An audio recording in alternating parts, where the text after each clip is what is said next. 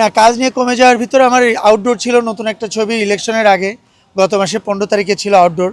যেহেতু 3 তারিখে নির্বাচন, যার জন্য আমি আউটডোরে যেতে পারি নাই। কারণ নির্বাচনের আগে আউটডোরে গেলে 10-15 দিনের জন্য তো আমার পুরো নির্বাচনটাই তো বানচাল হয়ে যাবে অ্যাকচুয়ালি। তা সেক্ষেত্রে যাইনি। নেক্সট মান্থের সেকেন্ড উইক থেকে আমার নতুন ছবি আছে। আল্লাহর রহমতে আমার মনে হয় না প্রবলেম হবে, কারণ আমার তো প্রফেশন তো সিনেমা, আমি একজন আর্টিস্ট। সো ওইটাকে প্রাধান্য দিয়েই সেবা করা আমার ক্ষুধা।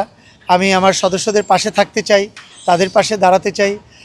এটা আমার একটা কাজ অ্যাকচুয়ালি, আমার প্রফেশনের বাইরে এটা একটা কাজ। তা সেক্ষেত্রে আমি আমার চেষ্টা করব প্রফেশনকে ঠিক রেখে আমার মেম্বারদের পাশে থাকার জন্য। অ্যাকচুয়ালি এটাই বাস্তবতা, এটাই রিয়েলিটি। আমাকে এটা মেনে নিতে হবে, পরিবারকেও মেনে নিতে হবে, আপনাকে কাজে থাকতে হবে। আজকে যদি আমি দেশের বাইরে কোনো জব করতাম বা আমি দেশের বাইরে যদি স্টাডি করতে যেতাম, তাহলে তো আমার পরিবার এখানেই থাকতো। সেটা তো আমি ঢাকাতে আছি, অন্তত রাত হলেও তো আমি বাসায় ফিরতে পারছি, আমার পরিবারের সঙ্গে সময় কাটাতে পারছি, অফ ডেগুলা হলিডেগুলো তাদের সঙ্গে কাটাতে পারছি।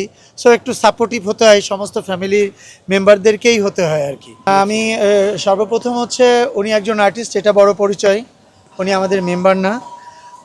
আমরা যেহেতু উনি আমাদের কাছে কোনো সহযোগিতা যেহেতু চাননি, সেহেতু প্রাথমিকভাবে আমরা ওনার সুষ্ঠু তদন্তের মাধ্যমে ন্যায় বিচার প্রতিষ্ঠা যাতে হয় সেটাই আমরা চাইব।